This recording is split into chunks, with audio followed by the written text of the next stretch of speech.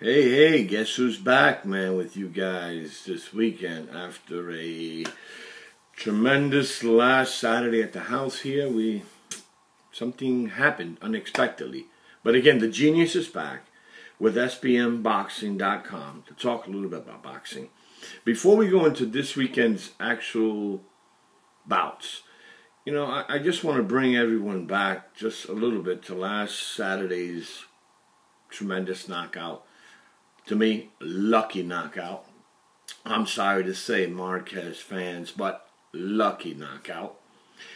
And I have a lot of things in mind. I have like some clouds in my head right now that maybe someone could even comment on the actual website, SBMboxing.com. In that sixth round, and I'm watching it, in that sixth round, I see that Marquez was in problems. He was deeply in problems. And we all know that what happened is that in 1 second left of that sixth round, which was 2 minutes and 59 seconds, Marquez comes out and he throws his overhand right, the same overhand right that caught Pacquiao early in the fight. Now, there's certain things that like I said, I still could not determine and see.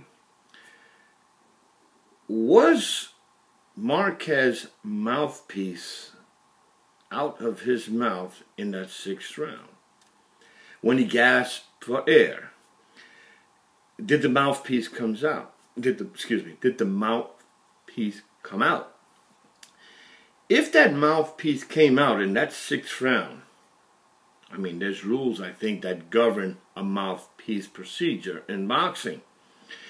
It's at the discretion of the referee, but the referee himself has to see the fact that when there is a break, some type of break or some type of break is between the two fighters who are actually fighting, the referee should be calling timeout, sent the boxer who lost the mouthpiece to his corner to get a replacement while the other boxer goes to the neutral corner.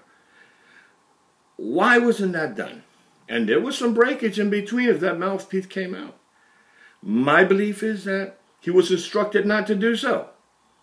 He might have been a Pacquiao fan like they're out there. Like, in other words, well, Pacquiao's got him. Let him brawl. Let him knock him out. This fight's over with, which is great. That's what he wanted. Everybody wanted that. A lot of Pacquiao fans wanted that. And Marquez fans were really in distress and they were worried. Even Marquez was worried. He can bullshit somebody else, but he can't bullshit me. He was getting his ass kicked. He threw a lucky punch, and that was it. Now, I would like to see a fifth fight. You Marquez fans out there are going to say, I hate it. Why do you want to see a fifth fight? Why? You know why I want to see a fifth fight? Because I have a feeling that in the fifth fight, the other way around, it's going to happen. Marquez will get his ass knocked out. Because Pacquiao has a lot to prove. Again, we go back to carelessness, not listening to his corner, too patient. In his mind, he said to himself that he has to knock him out to prove to the world, the boxing world, especially you Marquez fans and anybody who doubted in previous 3 fights, that he really won those 3 fights. Now, I understand he went to the Philippines. He's over there in the Philippines. I understand also that Hatton, who he had knocked out, had spoken to him and told him that he had nothing else to prove in boxing. This guy has won 8 world-class titles, What else do you need to accomplish in boxing? His record speaks for it all. But I think in the back of his head, he still wants a guy named Mayweather. And I don't think Mayweather wants him because now he's a little bit more blemish in his record. And he got knocked out by Marquez. And all Mayweather has to do is say, well, I have to fight him. I beat Marquez convincingly. 12 rounds, 12-0. Marquez knocked his ass out. And there was 3 other fights controversial saying that Marquez won. Blah, blah, blah, blah, blah. But I always said there never was going to be a Mayweather-Pacquiao fight. But anyway, let's put that to rest, ladies and gentlemen. This weekend, tomorrow, Saturday night, again in my house, here at the Genius's house, there's going to be some live coverage. Now, we're going to have fights from Showtime. And we're going to have a fight from HBO. Now, the actual fight that's going to be happening on HBO would be super, because this is going to be fights that are going to be coming out of the bantamweight, the super bantamweight.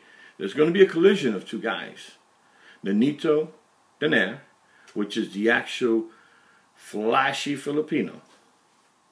Fast Filipino. This guy's fast. Another Pacquiao born guy. He's got power in both hands also. Flashy and classy. Against another legend from Mexico by the name of Jorge Arce, which is considered El Travieso in Spanish, which is called, to me, the naughty translation in English. But it's going to be a hell of a fight, you know. Donito Donaire has a tough route. This is not going to be easy. Jorge Arce is known to be a very excellent fighter. Now, you keep in mind, both of these guys have beaten my compadre from Puerto Rico, Rifero Vasquez Jr. Now, Rifero Vasquez Jr., when he fought Donito, I think, it was a split decision. As opposed to Arce, I think he TK'd, knocked him out. And I think it was the 12th round, if I'm not mistaken. But anyway, it's going to be a battle of these small guys, the bantamweight, the super bantamweight. And there's also going to be, on that card, a gentleman by the name of Guillermo Rigondons. I don't know if I'm pronouncing that name right, because the one that's going to follow is going to be worse. Guillermo is a guy who's fighting out of Miami. He's a Cuban fighter. Against Punswat. That's why I call him Punsawat, because I cannot pronounce his last name. It starts with a K, it goes into ratings, and it goes into some other stuff, some other shit, so I don't even want to pronounce the name. All I know is he's from Thailand. But the only thing is that I see is that Guillermo from Miami, he has about 11 fights, if I'm not mistaken. Not too many fights. But he has fought them in the United States of America, in Miami, Fort Lauderdale, I think one in Vegas. But Punsawat, the guy from Thailand, I think he has never fought out of Thailand. And he's coming into the United States, where the crowd is crazy. He is a champ. And it's going to be a good fight. It's also a super bantamweight fight. Now, in those two fights, I would say that it's going to be close with Donito. Guillermo. I'm going to take Donito over Arce in a split decision. I am going to take the tie over Guillermo in another split decision. Now we're going to the actual Showtime side. It's Showtime, where you have the man called Amir Khan, King Kahn, is going to fight a guy named, I think, Carlos Molina. You know, King Kong, Amir Khan, you know, as we know, he has lost his previous last two fights. After his last two fights, eventually he went and disposed of Freddie Roach. You know, Freddie Roach, by the way, is losing a lot of champs, aren't he? Freddie Roach had a barn of champions. Now he has, I don't know. He might not have none left. But anyway, according to what I'm hearing is that Amir Khan is doing great. You know, he's in the same barn with a gentleman by the name, I think, of Virgil Hunter, which is on the Andre Ward side, also from Britain out there.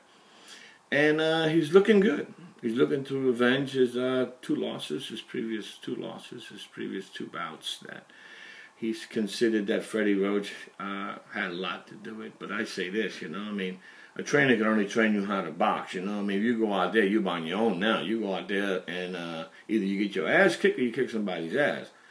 Look at Pacquiao. I mean, Freddie Roach, you know, Freddie Roach is telling him what to do, but he don't want to listen, so you're going to bring Freddie Roach and blame Freddie Roach for not doing it? No, come on. That's bullshit. But Amir Khan. Amir Khan is fighting Carlos Molina. Carlos Molina ain't got too many, you know, fights under his belt, you know. And to me, honestly, he hasn't fought really anybody. So I'm looking at Amir Khan, you know, with his experience, his reach, and his height, because Carlos smaller reach. smaller in experience, lack very much experience over Amir Khan. I'm looking at Amir Khan should knock him out before the 8th round, I'm going to predict. Okay? And I think that this year we're closing out, if I'm mistaken, this weekend, we're closing out a hell of a year, 2012, in which we had many things happening this year. You know, we had a Danny Garcia, like I just mentioned, with Amir Khan. That wasn't expected. The beginning of the month, December the 1st, we had a Cotto fighting Austin Tout. That one wasn't expected. And then previously last weekend, we had the Pacquiao Marquez number 4. And what happened in that 6th round, it was not expected. But ladies and gentlemen, I'm going to tell y'all something.